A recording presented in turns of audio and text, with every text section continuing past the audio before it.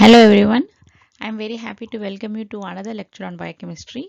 Today we are going to see about beta oxidation of fatty acids, lipoproteins, chylomicron in detail, and a bit about the other lipoproteins and its cycle, about Abetalipoproteinemia, Dysbetalipoproteinemia and Tangiers, and some more. I want you to get the maximum benefit out of this. I know one person will not require to know about all these topics. Therefore, I have provided time zones or scales so that you can access whichever you want. But trust me guys, this is quite a difficult one and I have made it as simple and easy as possible for you to understand. Without further ado, let's move on to the. So this is how the questions will be asked in USMLE. A neonate has a defect in fatty acid oxidation and the physical examination shows no abnormalities.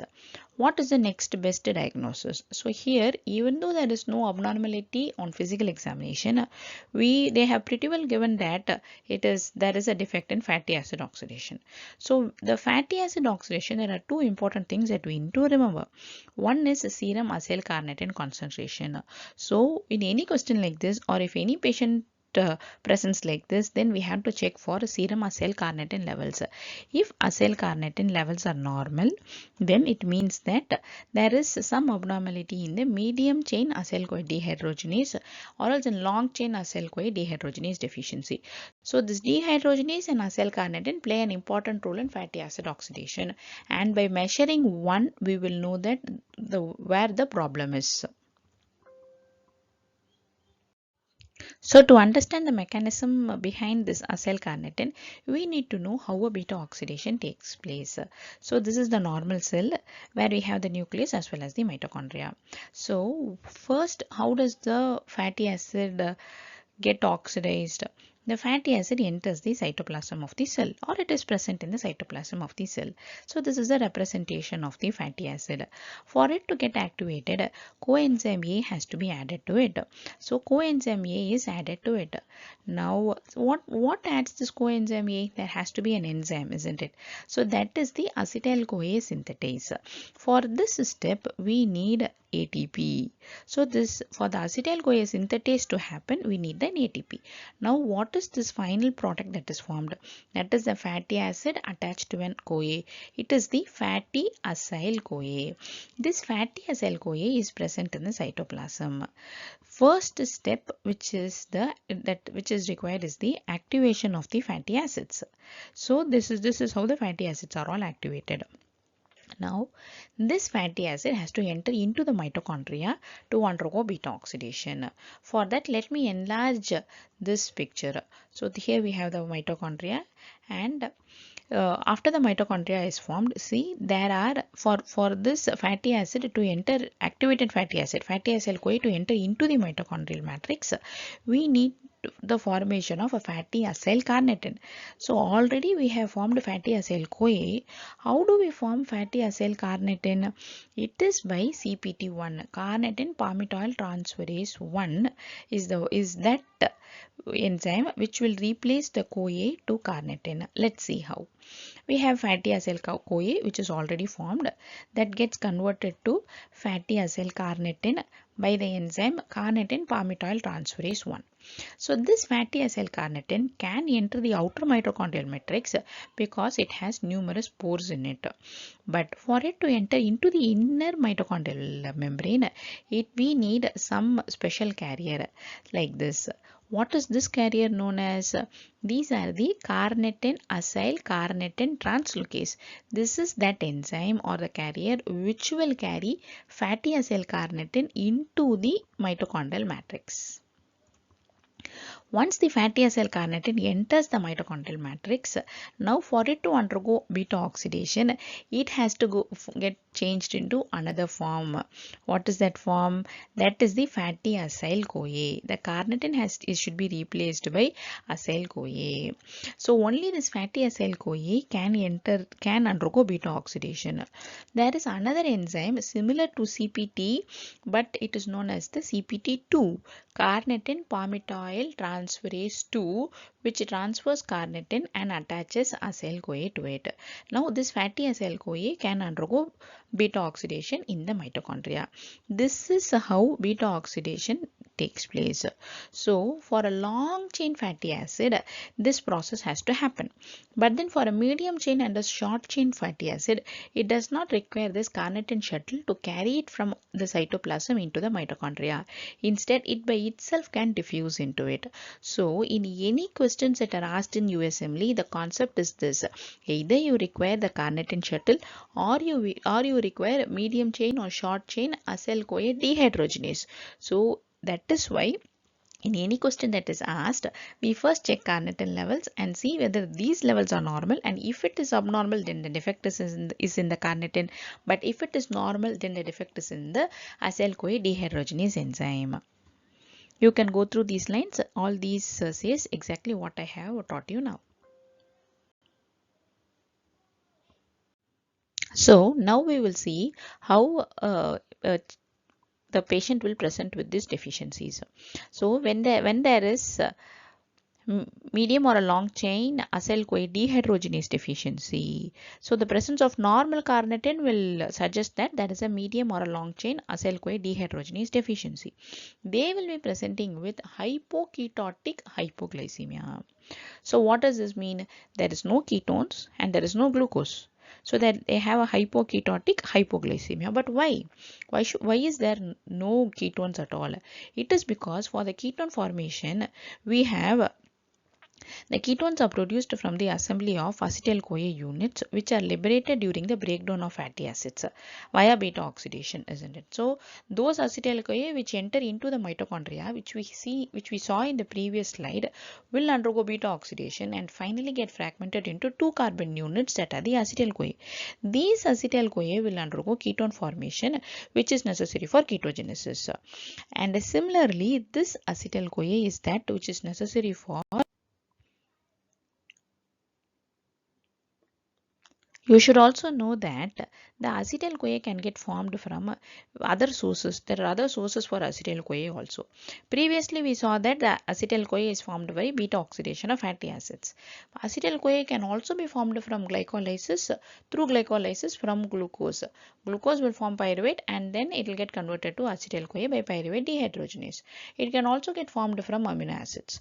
This acetyl-CoA which is formed enters the Krebs cycle where it will combine with oxaloacetate to form citrate, and the acetyl-CoA can also build fatty acids. So this is what you should know, you should keep in mind when you think about acetyl-CoA.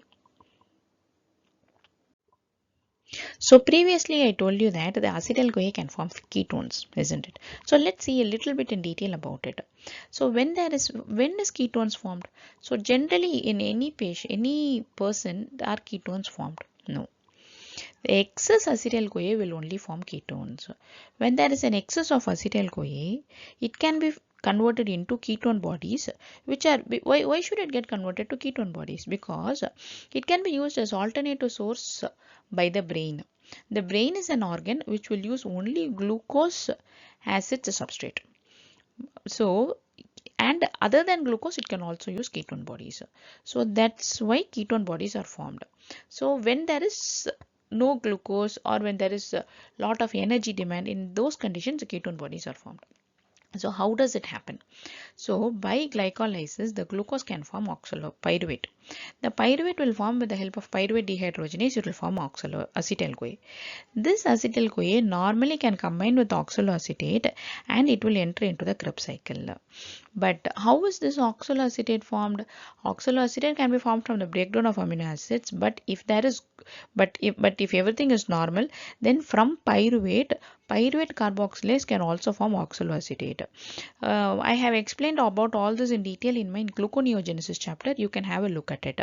So pyruvate oxaloacetate is formed, but at times when there is no glucose, so when there is decreased glucose product intake or when there is excess of energy demand, then the oxaloacetate, we don't have much oxaloacetate because glucose is not there and hence this step is not happening and we don't have much oxaloacetate. So therefore the acetyl-CoA is in excess. So because only if oxaloacetate is present, it can combine with oxaloacetate and enter the Krebs cycle. So acetyl-CoA is in excess. This excess acetyl-CoA will form the ketone bodies. So ketone bodies are formed. That's what the key point is this. You should remember that the ketone bodies are formed in the prolonged fasting or exercise or in low carbohydrate diets. Let's move on to our another topic, which is about lipoproteins. So this lipoprotein, what is a lipoprotein? Lipoprotein is nothing but if you see it is a carrier molecule. So in general the lipids are all hydrophobic. They cannot be transported in our bloodstream. So we need a carrier to transport these lipids. So they are the lipoproteins. How are the lipoproteins classified? They are classified based on their size, based on their density and their composition. From the largest and least dense to the smallest and most dense. Chylomicrons is the largest but it is the least dense and it transports the dietary triglycerides. And VLDL is the in that order it also contains the triglycerides but next in order to chylomicrons it stays. Then we have IDL which is the intermediate density lipoproteins as well as LDL which is the low density and it is the smallest one and it has a low density. This is how the lipoproteins are classified. You should not get confused when you hear the word lipoproteins. They are just carrier molecules which carry triglycerides as well as cholesterol in varying composition. Fine. Let's see in detail about it a little later. So first let's see about chylomicrons. What is a chylomicron? Chylomicron is the largest and the least dense lipoproteins that we know. So, but what is its function? Its function is that it will carry the triglycerides from the intestines to the bloodstream. So, triglycerides, each cell in our body requires these triglycerides. Fine. So, whatever we eat in the body, the body has to take it. There has to be a carrier which will carry those triglycerides from the intestine to the cells. So that is done by chylomicrons. So how does a chylomicron carry the dietary triglycerides? It does it with the help of Apo B48, Apo C2 and Apo E. The chylomicron, so first you should know what a chylomicron is made of. The core is made up of triglycerides which are derived from dietary fat and some cholesterol esters too. So the blue are cholesterol esters and these are the dietary triglycerides. And the surface is stabilized by a monolayer of phospholipids which contains specific apoproteins such as Apo B48, Apo C2 and Apo E. One should remember these three apoproteins which are present in the chylomicron because each have specific role. So Apo B48 is that which will form the structure or the framework of the chylomicrons which will accommodate all the cholesterol as well as esters and also help the chylomicrons to be transported from the intestine into the bloodstream. But if you see Apo C2, there is an lipoprotein lipase which is present on the endothelial cell. Stay with me. I will tell you in detail in my subsequent slides. Apo C2 is that which is only with the help of only if there is an Apo C2 which is present in the chylomicron, the lipoprotein lipase which is present on the endothelial surface also on the cells can identify the Apo C2 and it will make the lipoprotein lipase act on the chylomicrons and release the triglycerides. Therefore the triglycerides can be taken into the cell. And Apo E, after the triglycerides are taken, the remnant chylomicron should reach the liver. That is done with the help of Apo E. The liver will identify that this is a remnant chylomicron and takes the chylomicron with the help of this Apo E. This is how the structure and the function of chylomicron happens. So the chylomicrons deliver dietary triglycerides to peripheral tissues that we know. The lipoprotein lipase, coming on to that concept. So this is the endothelial cell and we have lipoprotein lipase on the endothelial cells. So this lipoprotein lipase will hydrolyze the triglycerides on which are present on the chylomicrons and thereby releasing free fatty acids for energy and storage. After the triglycerides are removed, the chylomicron remnants which are rich in cholesterol because now the triglycerides are removed, isn't it? So they are taken up by the liver via Apo E mediated receptor recognition. Now if in some people there will be excess of triglycerides, in that case we need to upregulate the activity of lipoprotein lipase. What is a drug that upregulates lipoprotein lipase activity? Fibrates are the drugs which will upregulate lipoprotein lipase activity, thereby decreasing the triglycerides in the blood. So at this point, I would like to tell you about type 1 hyperlipoproteinemia. That is type 1 hyperlipoproteinemia. With the name, you can identify that there is a hyperlipoprotein. What lipoprotein? In type 1, it is also known as familial chylomicronemia syndrome. So the lipoprotein chylomicron is in excess. So that is what is also known as familial chylomicronemia. So syndrome. So what is this caused? For a chylomicron to be in excess, chylomicron should be degraded by what? By Apo E2, and the Apo E2 has to be recognized by the lipoprotein lipase. So if there is any deficiency of the Apo E2, or if there is any deficiency of lipoprotein lipase, it will lead to an elevated chylomicron because that is not degraded. So type 1 hyperlipoproteinemia or familial hyperchylomicronemia is due to a deficiency of Apo E2 or lipoprotein lipase. So when there is a hypertriglycerides in the form of which is carried by the chylomicrons, then what will happen? It will result in pancreatitis, hepatosplenomegaly, as well as xanthomas. What are acanthocytes? Acanthocytes are the cells. So acanthocytes are those that have spiky or irregularly shaped projections on their surface. These abnormal red blood cells are a result of abnormalities in lipid metabolism. So why should there be abnormality in lipid metabolism? So when there is what is the role of apolipoproteins?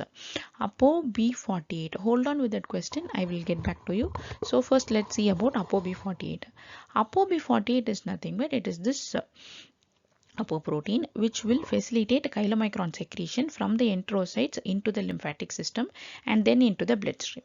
So this is the one which will ensure the delivery of dietary triglycerides to the peripheral tissues. If we don't have a proper ApoB48, then the triglycerides cannot get incorporated into the chylomicrons. So how is this started? So when this ApoB48 is not present, due to some reason the ApoB48 is absent in the chylomicrons, then what happens? Then what happens is that chylomicrons cannot exit at all. Chylomicrons cannot exit the intestines, enterocytes, intestinal cells. This is because ApoB48 only will form the framework. And ApoB48 will only incorporate the triglycerides and some of cholesterol esters, and that is what is responsible for the chylomicron to exit the lymphatics and enter into the bloodstream. So when that is not abnormal, when that is not proper, then we call that disease as Abetalipoproteinemia. So this is asked in exams like 3-month-old child with acanthocytes, that is the spiky red blood cells are present, and intestinal biopsy shows large clear droplets within the enterocytes. So what are these clear droplets? These clear droplets are nothing but the triglyceride containing chylomicrons which are staying within the enterocytes because it does not have the ApoB48 to exit the enterocytes.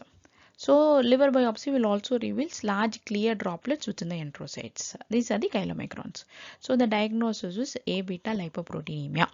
So when there is an absence of ApoB48, it is known as Abetalipoproteinemia.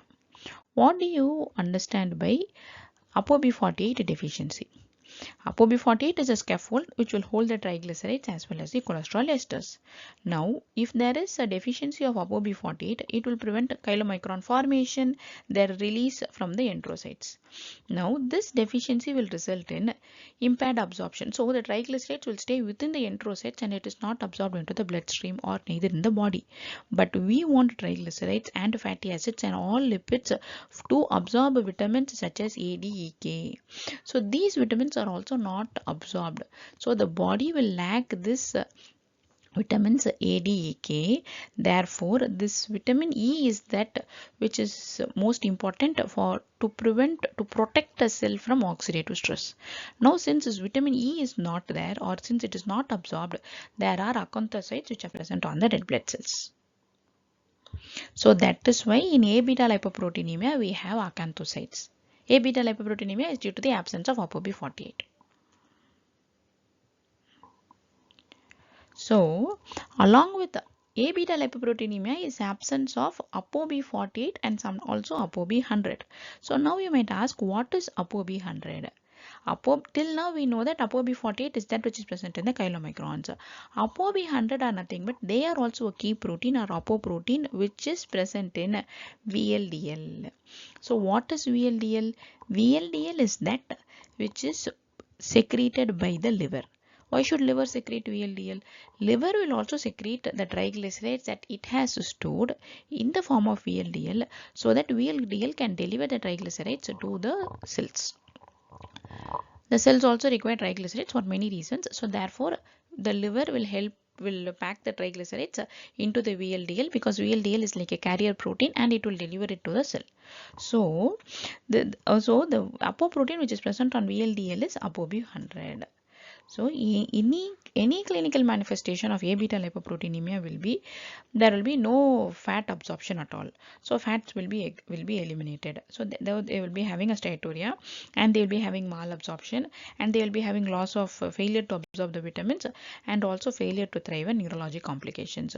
So Abetalipoproteinemia means there is no ApoB48 and there is no ApoB100 also. So anything that is ApoB is absent. Abetalipoproteinemia. Okay. So what is Apo B100? Just a little bit in detail. Apo B100 is also a structural protein, but unlike Apo B48 which is present on chylomicrons, this is present on lipoproteins such as VLDL, IDL and LDL. So what is the main use? It's crucial for delivering metabolism, especially in delivering cholesterol to the tissues. So what is the use of Apo B100? Apo B100 will be present on the LDL surface, isn't it? So that LDL will be containing triglycerides as well as cholesterol. That LDL will be having Apo B100 also. The LDL will come in contact with the lipoprotein lipase and it will lose some of its triglycerides and it will form IDL, that is intermediate density lipoprotein, still having its apolipoprotein above B100. After a while it will also lose some more of its triglycerides and now it will be rich in cholesterol, and that product, after losing the triglycerides, that product which is rich in cholesterol is the LDL, that is low density lipoprotein. Now this low density lipoprotein is now rich in cholesterol and it is delivering cholesterol from the liver to the cells. How does the cell identify that this is that life carrier which is bringing other cholesterol which is needed for it? It identifies it by the help of this ApoB100. Now this ApoB100 which is present on the LDL, it is like this signal. It is giving a signal like telling all the cells that it has brought the cholesterol, and any cell which requires cholesterol can pick this up. So the LDL receptor which is present on the surfaces will pick this ApoB100 and it will use the cholesterol that the ApoB100 carries. And so after all the cells have used these cholesterol, still the ApoB100 is present and that will also be taken up back by the liver cells. ApoB100 binds to the LDL receptor. It triggers receptor-mediated endocytosis, internalizing the entire LDL particle. This is what you should know about ApoB100, which is most important aspect of LDL, IDL as well as VLDL. So it has to be in the order. VLDL is first formed, then IDL is formed, and then LDL is formed. So ApoB100 is a kind of, it binds to this LDL receptor which is present on the cells. Fine. Okay. So this is a similar one. ApoB100 binds to LDL receptors on cell surfaces. So these cells will use cholesterol which is carried by the LDL for membranes, hormones as well as storage. Then clearing LDL particles from the blood helps maintain healthy levels. So now the question is, are all cells capable of LDL uptake? Yes, but primarily we cannot allow the LDL to stay in the blood because it will result in a hypercholesterolemia. So therefore, when there is excess of LDL in the blood, the liver will take up the major site of major LDL. But secondarily, the LDL is also required for other cells. So therefore, the other cells will also take up LDL, but not in a large quantity, in a moderate amount, whatever is needed by that cell. And the liver is the one but which will help in the bulk processing as well as regulation of the cholesterol. Liver is the one which will be which would have secreted VLDL first in the first place. But after VLDL, after IDL, and as well as after LDL, and after the LDL, the cholesterol is present and the LDL is taken up by all the cells. Whatever is remaining, the liver will process and it will take up. Now, what is the function of Apo C2 as well as Apo E? Apo C2 is the one which is a cofactor for lipoprotein lipase. The lipoprotein lipase will be present on the cells. So anything which carries the Apo C2, it is like a signal for the lipoprotein lipase to act on that particular lipoprotein so that it can take the triglycerides or degrade the triglycerides into the fatty acids and use it for the cell. Apo E is nothing but it is that which mediates a particle uptake by the liver. So any remnant which is present, and if it has the Apo E, then the liver can take up it. What are beta lipoproteins? Beta lipoproteins are nothing but when electrophoresis is done, all the lipoproteins are allowed to into the electrophoresis, and the lipoproteins will take up places like alpha, beta, and pre-beta. So in that, the LDL will migrate to the beta region.